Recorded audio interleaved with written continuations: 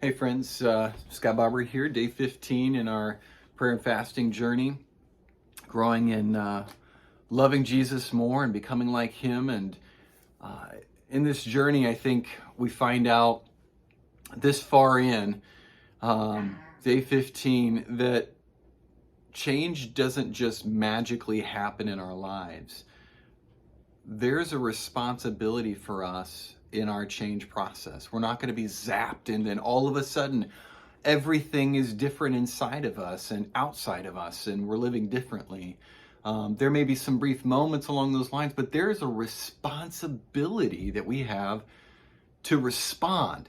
This fasting and prayer time isn't going to magically change things, but it's to stir our desires and our love for Jesus. It's to set us in the place of receiving His grace and mercy such that we are so overwhelmed we want to respond. And that's what today's devotional is all about, is that we have a responsibility to respond to Jesus and His love for us. We're in Colossians chapter 3, verses 12 through 15. All right? It says, "Put on then as God's chosen ones, holy and dearly loved." Did you hear that? If you've surrendered to Jesus, you are God's chosen, holy and dearly, deeply loved.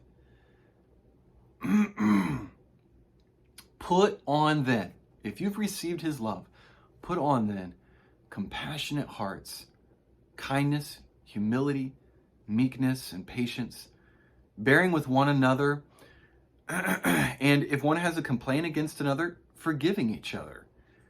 As the Lord has forgiven you, so you also must forgive. Above all these, put on love, which binds everything together in perfect harmony. And let the peace of Christ rule in your hearts, to which indeed you were called in one body, and be thankful. If we've received Christ's love, He's saying there's an intentional response. You got to put these things on. Now, we talked about in the last several days, things we got to take off. There's a choice to remove things from our lives, to put to death certain things in our lives, the sin and their desires. And we've got to replace those old ways with the new ways of Jesus. It's an intentional choice on your part and my part. Take some time today to sit in that and reflect on your responsibility and receive Jesus and asking Him for help to take responsibility and respond to His love. The thing that's so important about this all is what changes us is looking to Jesus and His love. Not looking at our sin and how bad it is, although we need to see our sin for what it is. It's in light of seeing Jesus and for who He is and what He's done for us that causes us to hate that sin and want to get rid of it out of our lives. It's all about Jesus. We got to keep our focus on Jesus, and that changes everything. Take time to reflect on how good He is and how much He loves you and pursues you. He chose you. And nothing you can do can remove His deep, passionate, forgiving love from you. So it's when we look at that, when we receive that, we want to respond intentionally in specific ways.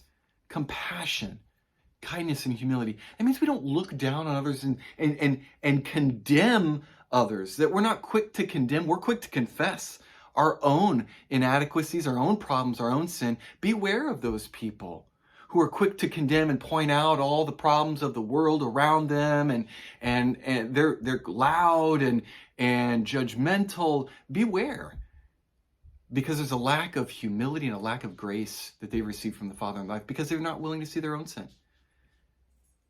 Friends, we're broken, and other people are broken as well. We have no right to condemn anybody else, but to come alongside them in love with kindness and compassion, knowing that we're just as messed up. As the phrase goes, but by the grace of God, therefore I live. My life could be so different based on where I was born and the circumstances and the parents and the family and the place and the culture and the time. And I am not any better than anybody else. And so humility would characterize a response to Jesus' love. I don't deserve his love. And I can offer the same compassion he's given me to other people. And therefore I can be patient.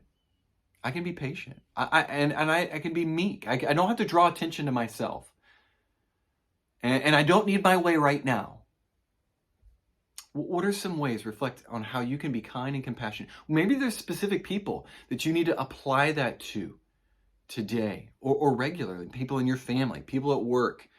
Reflect on that. How can you put that on? Put those new clothes on of resurrection, your resurrection robes, if you will. How can you put on meekness and patience in relation to others or in relation to your circumstances? How about bearing with one another? And if you have a complaint against another, forgiving them. You know, there's a tendency for us to accumulate hurts and harm from others. And you've heard the phrase that unforgiveness or bitterness is drinking poison and wishing somebody else will die. That forgiveness is just as much for us as it is for that other person. Christ forgave us. Okay, that doesn't mean we somehow magically forget what has been done. It doesn't mean that we trust even, but forgiveness, it means that I'm going to trust God to judge that person. I'm going to trust God to make things right. I'm going to trust God with justice. I'm not going to seek out vengeance. I'm not going to just harbor in my heart the desire to see them hurt or harmed in the way I've been hurt. I release them. I release them. And once again, it doesn't mean we have amnesia and we all magically forget things. And we're going to have to forgive over time. We're going to have to repeatedly apply that forgiveness. It doesn't mean it's one and done. You'll find yourself having to address it again and again in relation to that person who's harmed you or hurt you. But Jesus did that for us. And when we were surrendered to him and receive his love that he gave us, then we can give it to others. He forgave me, I'll forgive others. Now, in the place of somebody who's in an abusive situation, you need to set up boundaries and you need to set up protection, okay? Forgiveness can be applied, but that doesn't mean there's not boundaries. That you should not put yourself back in situations where somebody's going to repeatedly cause harm to you or the kids or people around you, okay? I just want to clarify that. So who do you need to forgive? As you receive God's love as his chosen, he pursued you. How can you give that forgiveness to others? Who are specific others that you need to release and surrender to him for justice? Surrender to him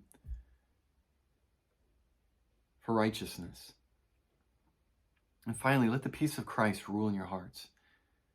Let the peace of Christ rule. That I want peace in relationship with other people. And I don't want to be right. I don't want to be just. I want peace. And the only way that's going to happen is for me to not react to my enemies, to people who are on the polar opposite of me in ideologies or extremes or whatever it may be, and people who are seeking to harm me. How can I be a person of peace? It comes with the Prince of Peace ruling in our heart. Jesus loved his enemies. We were his enemies. We crucified him.